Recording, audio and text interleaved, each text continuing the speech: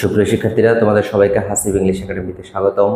আজকে আমি তোমাদেরকে পড়াবো রাইট ফর্ম অফ ভার্বস, যে টপিকটি আমি তোমাদেরকে আরও আগে পড়িয়েছি। কিছু রুলস, আজকে আমি নতুন নতুন কিছু রুলস তোমাদেরকে পড়াবো, যে রুলসগুলো মূলত অত্যন্ত গুরুত্বপূর্ণ এবং যারা ক্লাস 6 থেকে 10-এ পড়ছো এবং যারা রাইট ফর্ম অফ ভার্বস টপিকগুলো রয়েছে ওই টপিকগুলোতে মানে ওগুলো করার ক্ষেত্রে এই রুলসগুলো খুব গুরুত্বপূর্ণ। সবগুলো রুলসই গুরুত্বপূর্ণ, তবে কিছু কিছু রুলস রয়েছে খুব গুরুত্বপূর্ণ, এগুলো করতে হবে। তো আজকে আমি তোমাকে কয়েকটি রুলস দেখাবো, যে রুলসগুলো তুমি যদি পারো তাহলে তুমি রাইট ফর্ম অফ ভার্বস খুব ভালো করবে। তো চলো আমরা শুরু করি। আমরা কিভাবে তোমাদেরকে আমি তোমাকে পড়াবো সেগুলোকে দেখো খেয়াল করে। তা আজকের টপিকটির নাম হচ্ছে রাইট ফর্ম অফ ভার্বস। আমি তোমাদেরকে রাইট ফর্ম ভার্বস পড়াবো কিছু এক্সাম্পল দিয়ে এবং কিছু রুলস দিয়ে।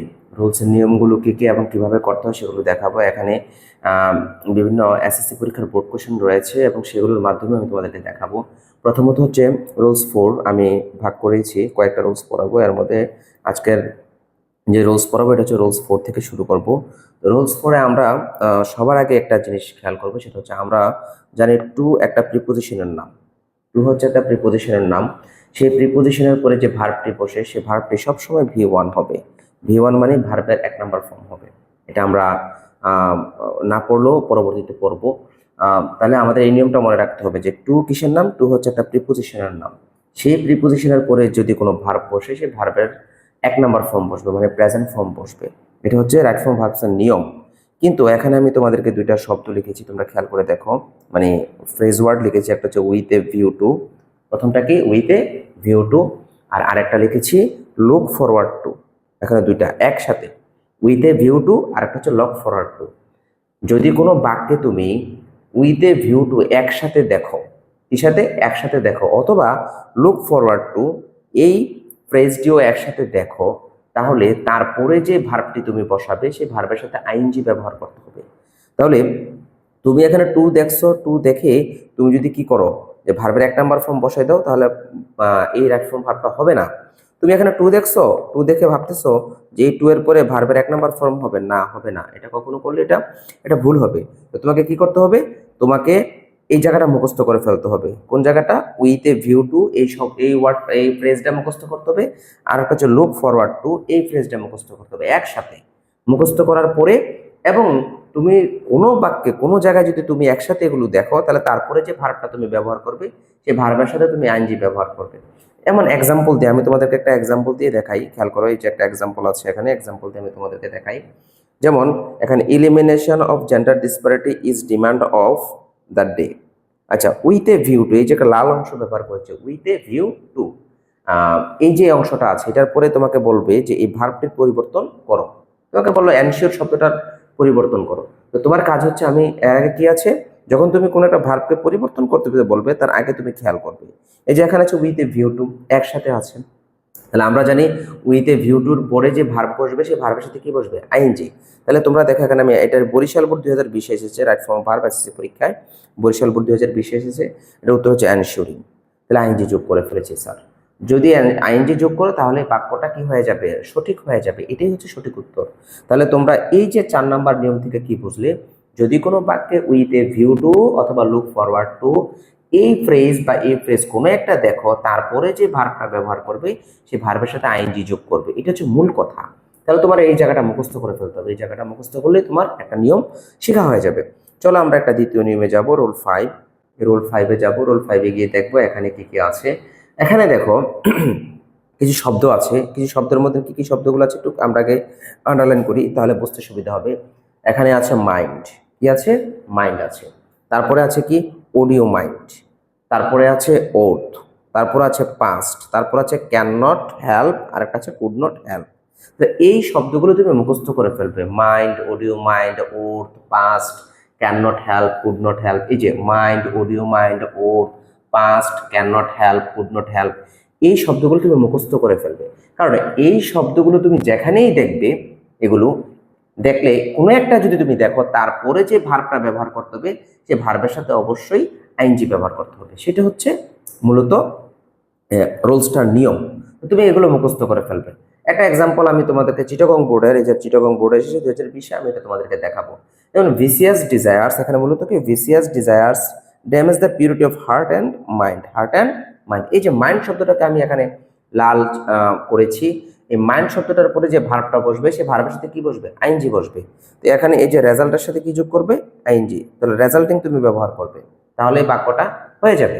তাহলে তোমাকে কি করতে হবে? First of all you have to memorise this words, mind, audio mind, ought, past, can't help and couldn't help. এগুলো মুখস্থ করে ফেলবে একদম। এগুলো একেবারে কমন কিছু রোলস, যে রোলসগুলো পরীক্ষায় আসে। এই যে এসএসসি পরীক্ষার বললাম তো, বোর্ড কোশ্চেনগুলো তোমাদেরকে দেখাচ্ছি, যেন বুঝতে সুবিধা হয় আসলে কোনগুলো আমাকে পড়তে হবে।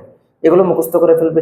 এগুলোর কোনো একটা যদি তুমি কোনো বাক্যে দেখো, তারপরে যে ভার্বটা বসবে সেই ভার্বের সাথে আইএনজি বসাবা, তাহলে এই নিয়মটা হয়ে যাবে। তাহলে এটা হচ্ছে রোল 5।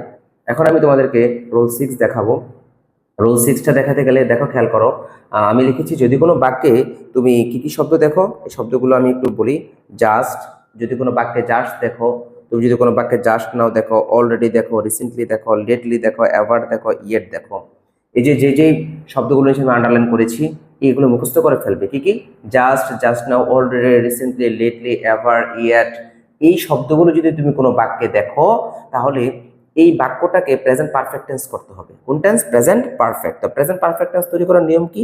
প্রেজেন্ট পারফেক্ট টেন্স তৈরি করার নিয়ম হচ্ছে সাবজেক্টের পরে তুমি হ্যাভ অথবা হ্যাজ ব্যবহার করবে। কি? হ্যাভ অথবা হ্যাজ। এবং এরপরে যে ভার্বটা আছে সেই ভার্বের 3 নাম্বার ফর্ম বসাবে। কয় নাম্বার ফর্ম? ভার্বের 3 নাম্বার। তাহলে সাবজেক্টের পরে তুমি কি বসাবে? প্রেজেন্ট পারফেক্ট টেন্স তৈরি করতে হ্যাভ অথবা হ্যাজ, আর আরেকটা হচ্ছে ভার্বের 3 নাম্বার ফর্ম। হ্যাজ কোথায় ব্যবহার হয় সেটা আমি তোমাদেরকে কোন একটা ক্লাসে দেখাবো। হ্যাজ হচ্ছে যদি কোনো বাক্যের সাবজেক্ট থার্ড পারসন হয়, কোনো বাক্যের সাবজেক্ট একবচন হয়, তার সাথে হ্যাজ ব্যবহার করতে হয়। তাহলে হ্যাজ ব্যবহার করার শর্তগুলো কি কি? যদি কোনো বাক্যের সাবজেক্টটা থার্ড পারসন হয়, তাহলে আই, উই, ইউ ছাড়া বাকি সবই থার্ড পারসন। তবে থার্ড পারসন হইলেই হবে না, যদি বাক্যের সাবজেক্টটা সিঙ্গুলার হয় তাহলে তুমি এই হ্যাজটা ব্যবহার করবে। তাহলে perfect tense, present perfect tense তৈরি করার শর্ত হচ্ছে সাবজেক্টের পরে হ্যাভ অথবা হ্যাজ থাকবে, আর মেইন ভার্বের 3 নাম্বার ফর্ম থাকবে। চলো আমরা একটা উদাহরণ দেখি। একটা উদাহরণের মাধ্যমে তোমাদেরকে আমি এটা বোঝাতে চাই। লেখা আছে আওয়ার গভর্নমেন্ট। এটা একটা এসএসসি পরীক্ষার বোর্ড কোশ্চেন, আমি লিখি নাই কোন বোর্ড কোশ্চেন, তবে একটা এসএসসি পরীক্ষার বোর্ড কোশ্চেন। দেখো এখানে লেখা আছে আওয়ার গভর্নমেন্ট, এখানে লেখা আছে আওয়ার গভর্নমেন্ট। তাহলে আওয়ার গভর্নমেন্ট এটা থার্ড পারসন সিঙ্গুলার, এটা কি থার্ড গভর্নমেন্ট একটাই, তাহলে সেক্ষেত্রে আওয়ার গভর্নমেন্ট এটা থার্ড পারসন সিঙ্গুলার। এই অলরেডি শব্দটা আছে, দেখো এটা অ্যাডভার্ব, অলরেডি শব্দটা আছে। এখানে আছে টেক, এই টেক ভার্বটার পরিবর্তন করতে হবে। টেক বের করতে হলে তাহলে প্রথমে তুমি টেক এর 3 নাম্বার কি? টেক এর শব্দটা হচ্ছে টেকেন। তুমি জানো মেইন ভার্বের 3 নাম্বার ফর্ম বসাতে হয়, তার আগে হ্যাভ অথবা হ্যাজ। সেক্ষেত্রে আওয়ার গভর্নমেন্ট যেহেতু থার্ড পারসন সিঙ্গুলার, তাহলে এখানে ব্যবহার করতে হবে হ্যাজ। আওয়ার গভর্নমেন্ট অলরেডি অথবা hour government already has taken অথবা হ্যাজ অলরেডি টেকেন, যে কোনো একটা ব্যবহার করলেই হবে। এই বাক্যের ভার্বটা কি হবে? Has taken. এটা হচ্ছে উত্তরটা। এরপরে some initiatives in different sector so that women can. আচ্ছা, আমরা এর আগে পড়েছি, মানে আগে রুলস পড়েছি আমার প্রিভিয়াস যে ক্লাসগুলোতে। ক্যান হচ্ছে একটা মডাল অক্সিলারি ভার্ব, তারপরে যে ভার্বটা বসবে সেটা ভি1 বসবে। তো ভি1 হলে এখানে কিপই থাকবে, কিপের কোনো পরিবর্তন করা লাগবে না। তাহলে আমার ধারণা তোমরা বুঝতে পেরেছো এই নিয়মটা। এই নিয়মটা মূল নিয়মটা হচ্ছে কি, তোমরা এই শব্দগুলো মুখস্থ করে ফেলবে। কি কি শব্দগুলো? শব্দগুলো হচ্ছে just, just now, already, recently, lately, ever, তারপর হচ্ছে ইয়েট। এই শব্দগুলো তুমি মুখস্থ করবে। যদি কোনো বাক্যে তুমি এই শব্দগুলো দেখো, এগুলোকে বলা হয় অ্যাডভার্ব, যদি এগুলোকে তুমি দেখো, এগুলো সময় বোঝায়, এগুলোকে যদি তুমি দেখো, তাহলে এই বাক্যটা প্রেজেন্ট পারফেক্ট টেন্সে তুমি নিয়ে যাবা। আর প্রেজেন্ট পারফেক্ট টেন্স কিভাবে তৈরি করতে হয় আমি তোমাকে বলেছি। সাবজেক্টের পরে কি কি লাগবে? অক্সিলারি ভার্ব, হ্যাভ অথবা হ্যাজ, আর যেটা মেইন ভার্ব সেই মেইন ভার্বের 3 নাম্বার ফর্ম। তাহলে দেখো এখানে মেইন ভার্বটা দেওয়া আছে টেক, টেকের 3 নাম্বার টেকেন, তবে তার আগে তোমাকে হ্যাভ অথবা হ্যাজ ব্যবহার করতে হবে। যেহেতু hour government third person singular, সেক্ষেত্রে এখানে হ্যাজ ব্যবহার করবো, তাহলে এই নিয়মটা হয়ে যাবে। এটা হচ্ছে তোমাদের 6 নাম্বার রুলস। চলো আমরা 7 নাম্বার রুলসে চলে যাই। 7 নাম্বার রুলস কি বলে একটু দেখি। 7 নাম্বার রুলসটা একটু ভালোভাবে খেয়াল করি, তাহলে আমরা বুঝতে সুবিধা হবে। দেখি চলো 7 নাম্বার রুলসে কি বলে। যদি কোনো বাক্যে, 7 নাম্বার রুলসটা কি দেখো একটু ভালো করে। 7 নাম্বার, যদি কোনো বাক্যে ডু নট, ডাজ নট এবং ডিড নট থাকে, যদি কোনো বাক্যে কি থাকে? ডু নট, ভালো করে খেয়াল করো, ডু নট, ডাজ নট এবং ডিড নট থাকে যদি কোনো বাক্যে, ডু নট, এদের পরে যে ভার্বটা ব্যবহার করবা সেটা অবশ্যই ভি1 হবে। ভি1 হবে, ভি1 মানে ভার্বের 1 নাম্বার ফর্ম, মানে ভার্বের প্রেজেন্ট। কি যদি কোনো বাক্যে ডু নট, ডাজ নট এবং did not, do not, does not এবং ডিড নট থাকে, তাদের পরে যে ভার্বটা ব্যবহার করবা সেটা অবশ্যই ভি1 হবে। ভি1 মানে প্রেজেন্ট ফর্ম হবে। যেমন আমি লিখলাম, দেখো এক্সাম্পল দিলাম, এটা বোর্ড, যশোর বোর্ডে আসছে। দে ডু নট, কি আছে? They do not.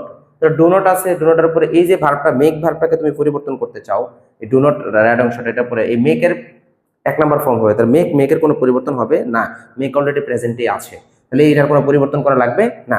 আবার দেখো আর কাছে দিস রেজাল্ট, কি আছে? This result does not. তো ডাজ নট আছে, এটার পরে যে ভার্ব আছে হেল্প, এই ভার্বটা কি করবা, এই ভার্বের কোনো পরিবর্তন করা লাগবে না। হেল্প অলরেডি ভার্বের 1 নম্বর ফর্মে আছে, তাহলে এই হেল্পের কোনো পরিবর্তন করা লাগবে না। এটা প্রেজেন্ট আছে, প্রেজেন্টই থাকবে। তাহলে ওভারঅল তুমি কি বুঝতে পারলে যে নিয়মটা কি? তাহলে যদি কোনো বাক্যে do not, does not, did not থাকে, কি ডু নট, ডাজ নট এবং ডিড নট থাকে, তাদের পরে যে ভার্বটা ব্যবহার করবে সেই ভার্বটা অবশ্যই ভার্বের 1 নম্বর ফর্ম হবে। সেক্ষেত্রে এখানে আমি তোমাদেরকে মোট 2টা নিয়ম দেখাই ফেলছি। এই যে এখানে ডু নট আছে, এখানে ডাজ নট আছে, তো এদের পরে যে ভার্বটা বসাবা সেই ভার্বের অবশ্যই V1 হবে, V1 হবে। মেকেরও কোনো পরিবর্তন নাই, হেল্পেরও কোনো পরিবর্তন করা লাগবে না। এটা বোর্ড আছে, যশোর বোর্ডে এসেছে, এসএসসি পরীক্ষার বোর্ড কোশ্চেন। এটা হচ্ছে রুল 7 এবং আমি তোমাদেরকে দেখাইছি রুল 7 এবং এই হচ্ছে টোটাল পড়া। আমার ধারণা তোমরা বুঝতে পেরেছো, আজকে যে নিয়মগুলো আছে সেই নিয়মগুলো তোমরা বুঝতে পেরেছো। আশা করছি তোমরা পারবে। তোমাদের সবাইকে হাসিব ইংলিশ একাডেমির পক্ষ থেকে আবারও স্বাগতম। তোমরা কি করবে দেখো, যে যে নিয়মগুলো আছে সেই নিয়মগুলো একটু ভালো করে পড়বে। তাহলে এই হচ্ছে টোটাল হচ্ছে রাইট ফর্ম ভার্বের এই 4টা নিয়ম আমি তোমাদেরকে পড়িয়েছি এবং আমি তোমাদেরকে বলবো যে তোমরা আমার এই ক্লাসগুলো বেশি বেশি করে পড়বে এবং আরো নতুন নতুন যেই কিছু নিয়ম আছে সেই নিয়মগুলো আমি তোমাদেরকে দেখাবো। আশা করছি এই নিয়মগুলো করলে তোমরা ইংরেজি গ্রামারের যে রাইট ফর্ম ভার্বের যে টপিকটা রয়েছে সেই টপিকটাতে অবশ্যই ভালো করবে এবং কোনো ধরনের কোনো সমস্যা হবে না এবং খুব ভালোভাবে তোমরা বুঝতে পারবে কিভাবে এগুলো করতে হয় আর এগুলো মুখস্থ করে ফেলবে। এবং নেক্সট যে ক্লাস রয়েছে সেই ক্লাসও আমি আবার হয়তো রাইট ফর্ম ভার্ব পড়াবো অথবা অন্য কোনো একটা টপিক নিয়ে আসবো। তবে তোমরা আমার ইউটিউব চ্যানেল কিংবা আমার ফেসবুক পেজে যে রয়েছে সেখানে অবশ্যই ক্লাসগুলো পাবে এবং এই ক্লাসগুলো আশা করছি তোমাদের অনেক উপকার করবে। আর যদি কোনো সমস্যা হয় সেক্ষেত্রে আমাকে তোমরা জানাবে, আমি অবশ্যই এগুলো সমাধান করার চেষ্টা করব। ধন্যবাদ তোমাদের সবাইকে হাসিব ইংলিশ একাডেমির পক্ষ থেকে।